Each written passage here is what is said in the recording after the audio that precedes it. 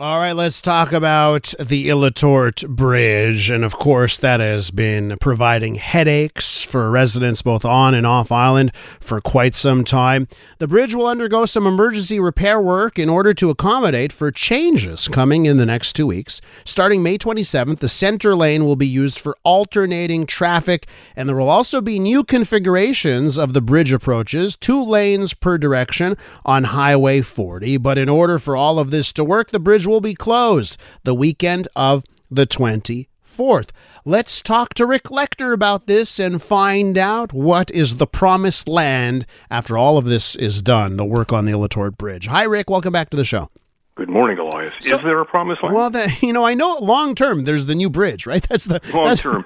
By the way, not to outdo your agenda, because that's very important, what we were talking about, and we'll in just a second about the Ile-aux-Tourtes.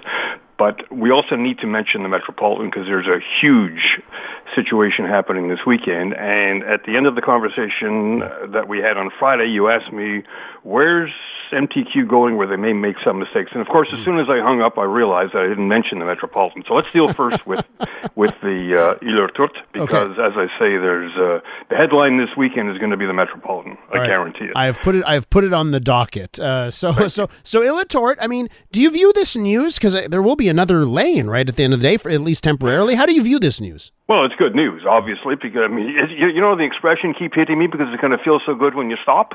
Well, this is it. Because they have been playing with that bridge for, it seems, forever. And as they did more work, they found more problems, so they had to close more lanes. And they did say that at some point they would try to reopen a lane to give it that dynamic configuration, which is what they're doing in roughly 2 weeks, in 2 Mondays from now, the 27th. So it is great news, because people who have really been suffering, trying to head in, particularly from the west, because that's where they've only had 1 lane. They've had 2 lanes in the afternoon, but going into work in the morning or wherever has been hell. Yeah. And not hopefully, it will alleviate that situation, because you'll have basically 50% more roadway to work with. So that's good news.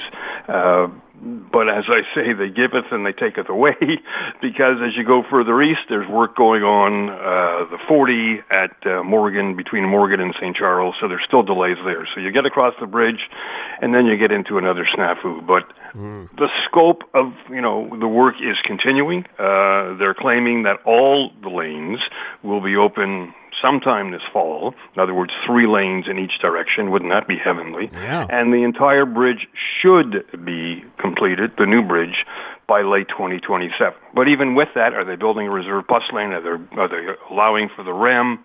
No. It's just a rehash. Let me ask you this, because some of the mitigation measures, like free bus and train service, and also the tolls on Highway 30, yes. Those are ending. What do you think about that? Is it the right time to end those mitigation measures, those things they've been doing? No. The traffic is so bad, I think Transport Quebec owes us a little bit of, I was going to say freedom. I don't know if we'll ever get freedom on Montreal roads, but no, I would, if I was running the show, I would, there's been so much frustration and lack of productivity and stress with this. They should at least try to make it up with a little bit of added amenities. Yeah, and like I said, as of June 3rd, that's when the public transit use. I think it's the 3rd actually, but yes, June 3rd. They're going to have to pay, and the Highway 30 tolls will be reinstated as well. And as I think you and I agree, that's a mistake. Yeah, because isn't it a great way of getting big trucks off island, right? Oh, I mentioned to you the other day, I travel the Metropolitan, and it's unbelievable. Just unbelievable to see the lineup of trucks. The other morning I was heading east, so heading westbound, like solid. That's all you see, because they have nowhere else to go. So let's talk about the Met now, Rick. What do you want to add on the? Well, first of all, you asked the question. Where's the mistake going to be? That's it. Because when they rebuild the Metropolitan, and there's no date set, they're rebuilding it exactly as it is now. No added capacity, no reserve bus lane. That's the last plan that the CAC talked about 2-3 years ago. So they're doing Band-Aid work in the interim, and this weekend they're closing the westbound Met from the Laurentian autoroute merge all the way through to the Cavendish entrance from 11:30 this Friday evening till 5 o'clock Tuesday morning, closing the entire westbound Metropolitan from the autoroute merge through to the Cavendish entrance. And it's just one of those arteries, right? It seems like when that's down, there's no good alternatives, right? Well, it's the busiest in Quebec and one of the busiest in Canada.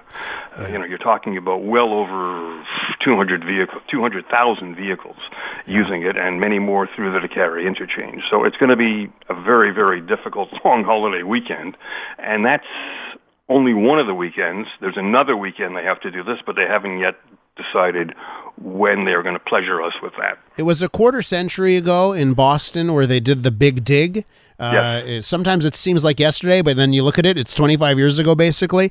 Do you ever wish that we had a vision here where we'd say, okay, Metropolitan, time to put that sucker underground and sort of reconnect the parts of the city that were disconnected because of the Metropolitan? Do you ever wish there was a bigger vision for that artery? I wish there was a vision, let alone a bigger vision. It's been discussed and it's been rejected. And as I say, the current plan is just to replace, not even to demolish the elevated section, as Montreal did with the Bonaventure route, but just to fix it.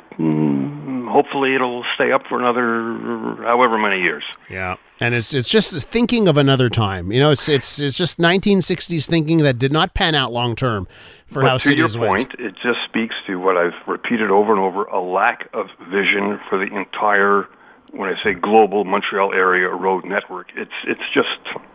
Yeah. It's not there. The thinking just isn't there, sad to say. I mean, this Jean Talon Décarie, yes, the other day they had the situation where they had to close the Décarie service road at Paris. It's a horror show, even without situations like that. Every day, morning and evening, trying to get through Jean Talon Décarie is unpleasant. Quickly, Rick, on the Ville-Marie Tunnel, because I'm annoyed here. It's been forever. The left lane headed eastbound has been closed forever. And the other direction, too, tons of work. What's the hang-up? It seems like nothing is happening there. All I know is that we have one lane that can never be used again. What's the latest? What do we know? Well, I'm not exaggerating when I say that was announced a few years ago as a 10-year project to replace what they call the padalume, the lights, the overhead lights in the ceiling of the tunnel. Now they're adding more work to that, so they're trying to limit that primarily. Well, that right-hand lane, as you say, is closed 24/7, but they're trying to limit the other work to evenings and overnight and weekends as much as possible. But at least there you've got Viger, so there is somewhat of an alternative. Yeah, but that will continue for at least another 3-4 years. All right. Well, there you go. There's my commute because I take and it one every day the sun will come out. Yes, that's right. The sun shall always rise. Okay, Rick, you got to leave it there. Thanks so much. Have a good day. Thank you. CJAD 800's Wall of Fame traffic reporter Rick Leckner right there.